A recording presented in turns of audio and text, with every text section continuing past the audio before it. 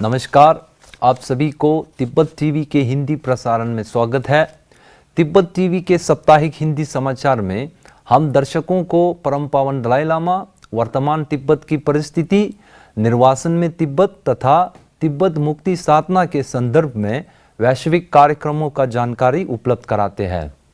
देखिए इस सप्ताह के प्रमुख समाचार।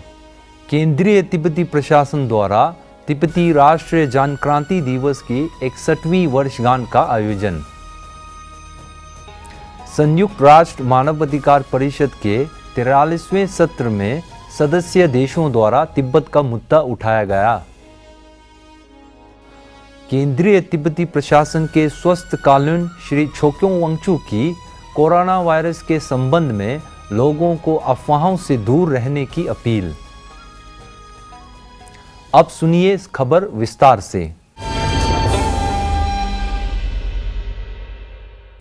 10 मार्च 1959 में तिब्बत पर चीन द्वारा अवैध कब्जे के कारण हजारों तिब्बती भाइयों बहनों ने चीनी शासन के विरोध में विशाल प्रदर्शन कर अपने देश की रक्षा हेतु बलिदान दिया था। इसकी याद में 10 मार्च 2020 को धर्मशाला स्थित तिब्बती मुख्य मंदिर में केंद्रीय तिब्बती प्रशासन द्वारा तिब्बती राष्ट्रीय जनक्रांति दिवस के 61वीं वर्षगांठ पर एक औपचारिक कार्यक्रम का आयोजन किया गया। इस अवसर पर केंद्रीय तिब्बती प्रशासन के सीक्यों डॉक्टर लोब्सांग संगे की अध्यक्षता में मुख्य अतिथि चेक संसदीय तिब्बत समर्थक समूह के उपाध्यक्ष एवं संस्थापक सदस्य श्री फ्रांटिसिक कोपरीवा, विशेष अतिथि चेक संसदीय तिब्बत समर्थक समूह के संस्थापक सदस्य डाना बल्कोरोवा तथा तिब्बती प्रशासन के सभी गणमान्य प्रतिनिधि उपस्थित थे। अपने संबोधन में सीक्योंग डॉक्टर सांगे ने मुख्य अतिथि का स्वागत करते हुए तिब्बती आंदोलन के प्रति उनके लगातार समर्थन के लिए आभार प्रकट किया।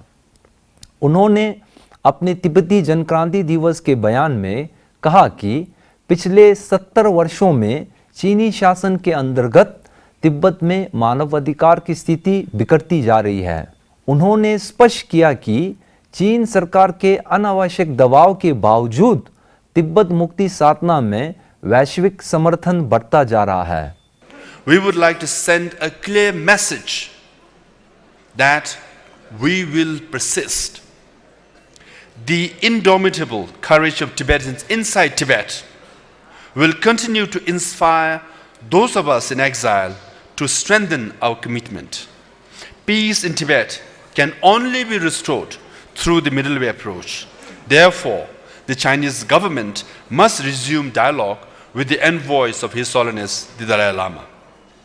मुख्य अतिथि श्री फ्रांटिसिक कोपरीवा ने अपने संबोधन में चेक संसदीय तिब्बत समर्थक समूह की स्थापना तथा संसदीय समूह द्वारा तिब्बत मुद्दे का समाधान हेतु मध्यम मार्ग नीति के प्रति समर्थन व्यक्त किया। उन्होंने परम पावन दलाई लामा जी द्वारा विश्व समुदाय के प्रति बहुमूल्य योगदान के लिए आभार प्रकट किया।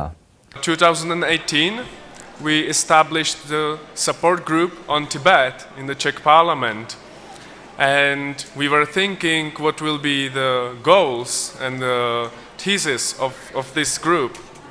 And we realized that we have shared values, we have common cause, which is middle way approach, promoting Tibetan culture and preserving it, and also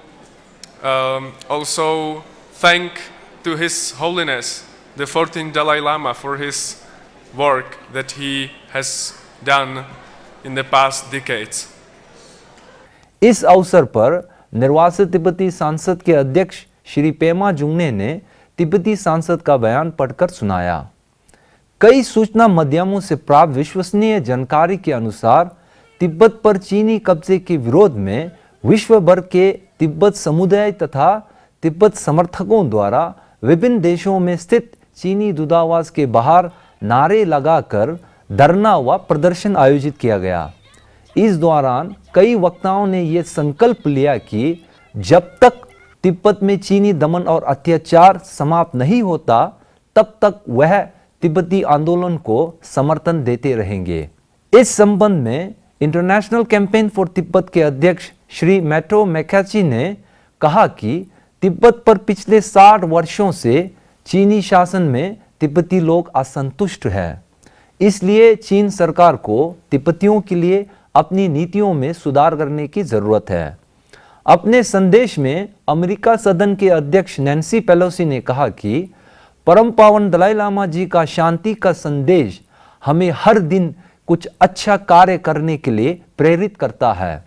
इसी प्रकार Bharat, Mexico, Canada, Switzerland, Belgium और अन्य कई देशों में तिब्बती जनक्रांति दिवस की 61वीं वर्षगांठ के दौरान सांसदों, विभिन्न गणमान्य प्रतिनिधियों एवं संगठनों ने तिब्बत तथा तिब्बती लोगों के प्रति समर्थन एवं एकजुटता दिखाने के लिए कार्यक्रमों में भाग लिया। जिनीवा में चल रहे संयुक्त राष्ट्र मानवाधिकार के 43वें सत्र के दौरान कई सदस्य देशों ने चीन व तिब्बत में गंभीर मानवाधिकार स्थिति पर चिंता व्यक्त की। इस विषय को तिब्बती जनक्रांति दिवस के 61वें वर्षगांठ के अवसर पर सदस्य देशों ने गंभीरतापूर्वक उठाया। जर्मनी, चेक गणराज्य, नीदरलैंड तथा यूरोपीय संघ के 27 देशों के प्रतिनिधियों ने तिब्बत में मानवाधिकारों का सम्मान करने के लिए चीन से आह्वान किया। साथ ही इस अवसर पर जिनीवा स्थित तिब्बत कार्यालय के अधिकारी सुश्री काल्दिन सोमो ने मानवाधिकार के लिए संयुक्त राष्ट्र उच्च आयुक्त से उनकी चीन यात्रा के दौरान तिब्बत जाने के लिए विशेष रूप से आग्रह किया। Tibetan people whose rights have been severely curtailed by China would like to bring Council's attention that the High Commissioner's expected visit to China is incomplete without a visit to Tibetan areas. What China is doing against Uyghur community is the replication of what China has been doing and continues to do in Tibetan area even today. Therefore, we urge the High Commissioner to press China for an unfettered access to Tibet. गत 7 मार्च 2020 को केंद्रीय तिब्बती प्रशासन के स्वास्थ्य विभाग के कार्यालय श्री छोक्योंग वांगचुक ने कोरोना वायरस महामारी के संबंध में कुछ महत्वपूर्ण बिंदुओं पर तिब्बत न्यूज ब्यूरो के संवाददाता के साथ विशेष बातचीत की। उन्होंने कहा कि चीन स्थित वुहान से उत्पन्न कोरोना वायरस महामारी तेजी से विश्व में फैल रहा है।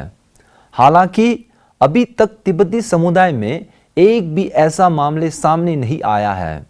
उन्होंने लोगों को सतर्कता बरतने की सलाह देते हुए केंद्रीय तिब्बती प्रशासन के स्वास्थ्य विभाग द्वारा जारी नियमों और स्वास्थ्य संबंधित दिशा निर्देशों का पालन करने की अपील की। उन्होंने तिब्बती समुदाय में इस महामारी के संबंध में फैल रही अफवाहों से दूर रहने तथा उचित जागरूकता की आवश्यकता पर बल दिया। तिब्बत के अंदर की स्थिति के बारे में उन्होंने कहा कि चीन में बंदिशों के कारण कोरोना वायरस महामारी से प्रभावित लोगों की सही स्थिति सामने नहीं आ रही है। इसी के साथ आज का खबर इतना ही। अगले हफ्ते हम फिर मिलेंगे। धन्यवाद।